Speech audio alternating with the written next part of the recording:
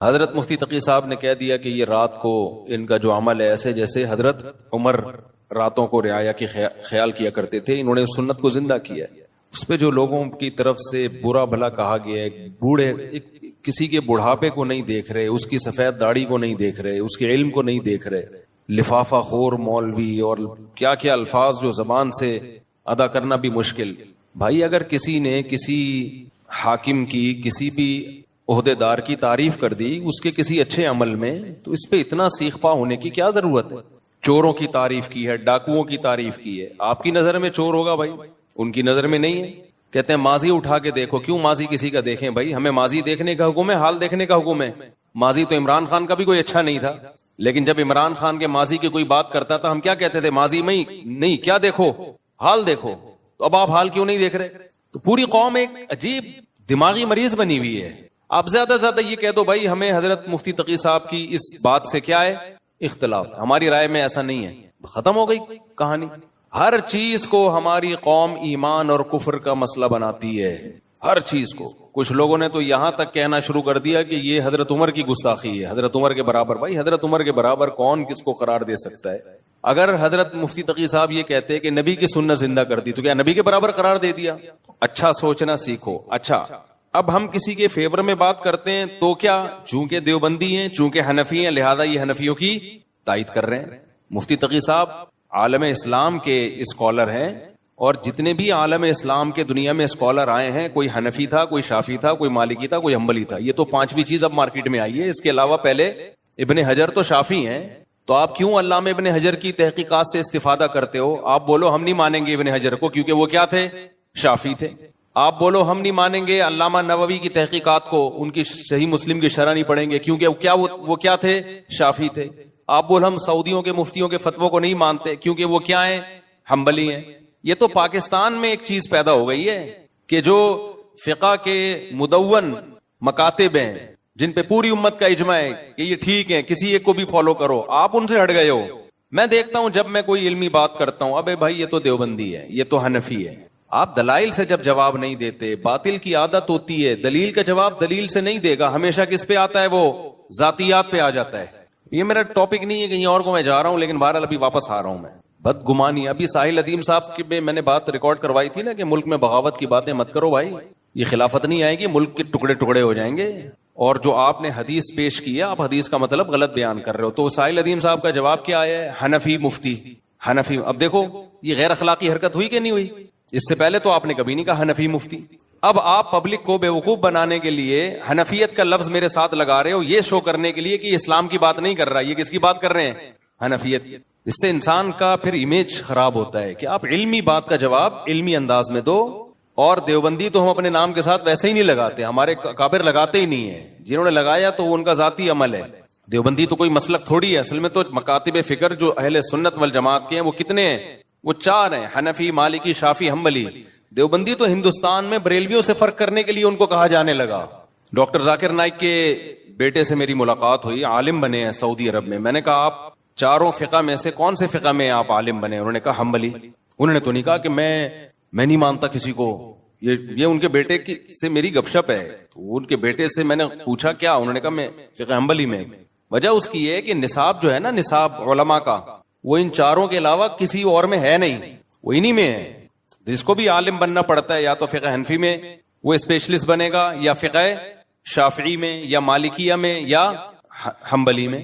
شروع میں تو کامن سب چیزیں پڑھی جاتی ہیں، پھر اسپیشلسٹ جو بنا جاتا ہے وہ پھر ایک میں کمال پیدا کیا جاتا ہے۔ اور جو کہتا ہے میں چاروں میں باکمال ہوں، اس کا مطلب کسی ایک میں بھی نہیں ہے وہ۔ یہ ایسے ہے جیسے کوئی آئی اسپیشلسٹ بھی ہے، کڈنی کا اسپیشلسٹ بھی ہے، اور ENT اسپیشلسٹ بھی ہے، شوگر اسپیشلسٹ بھی ہے، اس کا مطلب کہیں بھی نہیں ہے، کیونکہ ان میں اتنا پڑھنا پڑتا ہے، اتنا پڑھنا پڑتا ہے، اتنا زیادہ پڑھنا پڑتا ہے کہ اسپیشلائزیشن پھر ایک ہی میں جا کے کامل طریقے سے ہوتی ہے۔ پڑھتے سب ہیں، سب کو پڑھا جاتا ہے۔ تو ہماری جو قوم ہے نا، ہماری جو قوم ہے اس میں نیگیٹیویٹی، ہر وقت الٹی الٹی باتیں۔ تمہارے علماء کی دنیا میں قدر ہو رہی ہے، تمہاری نظر میں ان کی 2 ٹکے کی حیثیت نہیں ہے، دنیا والے پیاسے ہیں۔ آپ پاکستانی علماء کہیں بھی جائیں، تھوڑی قدر نہیں ہوتی، بہت زیادہ قدر ہوتی ہے، علمی لحاظ سے بھی، عملی لحاظ سے بھی۔ انڈیا اور پاکستان دونوں، بنگلہ دیش بھی اس میں شامل ہے۔ تو علمی لحاظ سے بھی قدر ہوتی ہے, عمل کے لحاظ سے بھی قدر ہوتی ہے. کہتے ہیں ان کا فتویٰ بھی مستند ہوتا ہے. جو اہل حق علماء ہے میں ان کی بات کر رہا ہوں, ہر ایک کی, میں قوالیوں والوں کی بات نہیں کر رہا کہ جو مزاروں پہ کرنٹ لگانے والے بابے اور قبروں پہ سجدہ کرنے والے بابے, ان کی بات نہیں کر رہا میں. لیکن ہماری سوچ, ہماری جو مینٹیلٹی ہے وہ بہت زیادہ گرتی جا رہی ہے. اخلاقیات تو ہے ہی نہیں. اختلاف کا مطلب سامنے والے کو اتنا نیچا دکھانا, بھائی تھوڑا بحث کرنا سیکھو. یہ چیزیں اسکولوں میں سکھانے کی ہیں.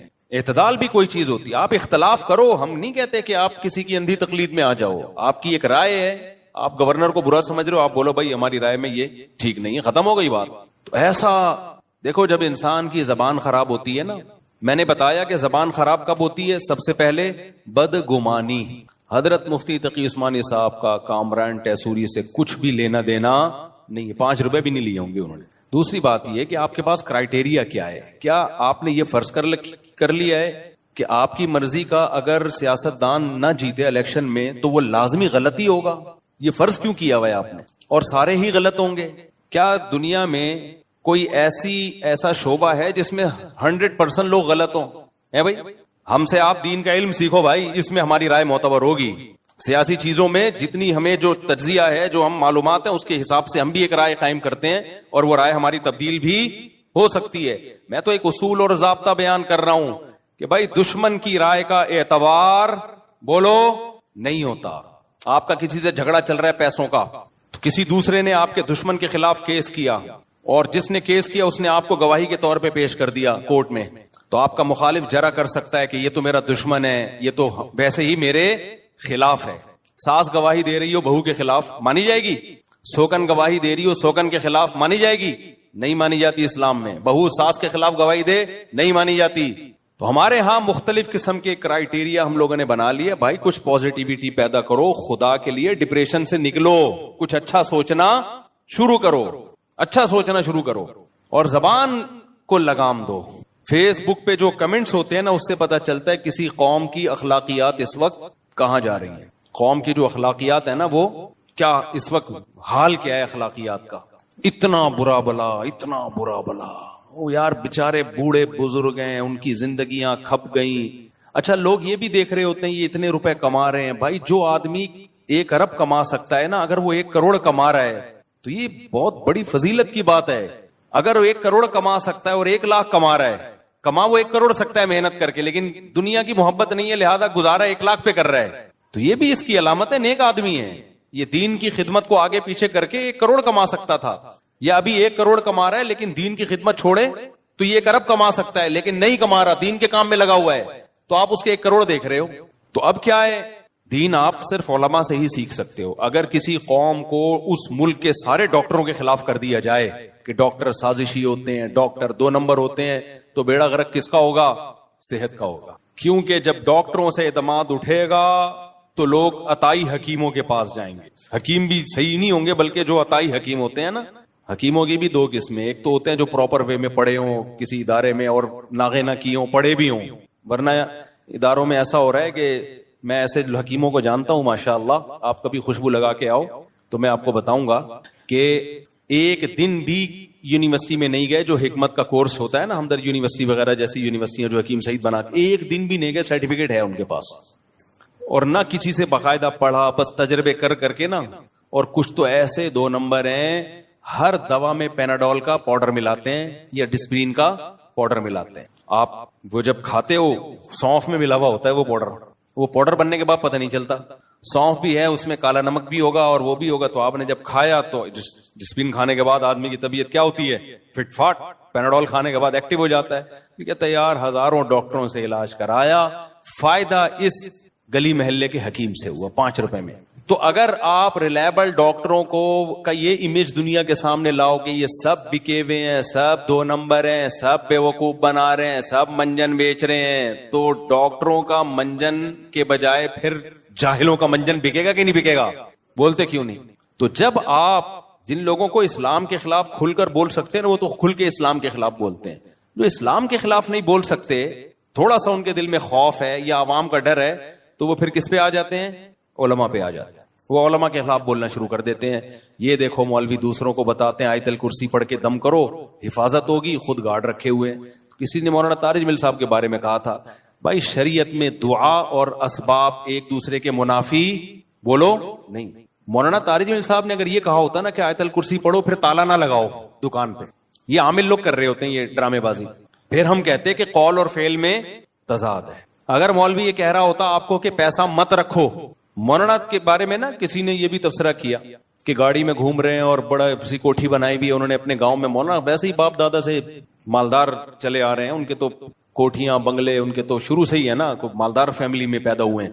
بھائی اگر وہ مولانا نہ ہوتے نا، جتنا پیسہ اب ہے اس سے ڈبل ہوتا ان کے پاس. مولانا ہونے کی وجہ سے کچھ کمی ہوا ہوگا، ٹھیک ہے، بہت سا صدقہ کر دیا ہوگا، بہت سو کی کفالت کی ہوگی. خوشبو لگا کے آتے نہیں ہو اس لیے مسئلے آپ لوگ کے ساتھ ہیں. خوشبو لگا کے آؤ تو آپ کو ہم بتائیں گے کہ علماء کس قدر صدقات و خیرات کرتے ہیں، آپ کی سوچ سے کئی گنا زیادہ. تو کسی نے لکھا تھا ان کے بارے میں، دنیا والوں کو یہ بتاتے ہیں کہ دنیا سے محبت نہ کرو، غریب 500 سال پہلے جنت میں جائے گا اور خود پیسہ رکھا ہوا ہے. بھائی صاحب اگر انہوں نے پیسہ رکھنے سے منع کیا ہوتا نا، پھر آپ یہ بیان ان کے پہ فٹ کرتے. کوئی مولوی آپ کو یہ کہہ رہا ہو نا کہ غریب بن کے زندگی گزارو، پیسہ مت کماؤ، پھر وہ خود پیسہ کما رہا ہوتا، یہ لگژری لائف ہوتی، تو آپ اعتراض کرتے. پیسہ رکھنا اور پیسے کی محبت اور ہوس دونوں میں فرق ہے.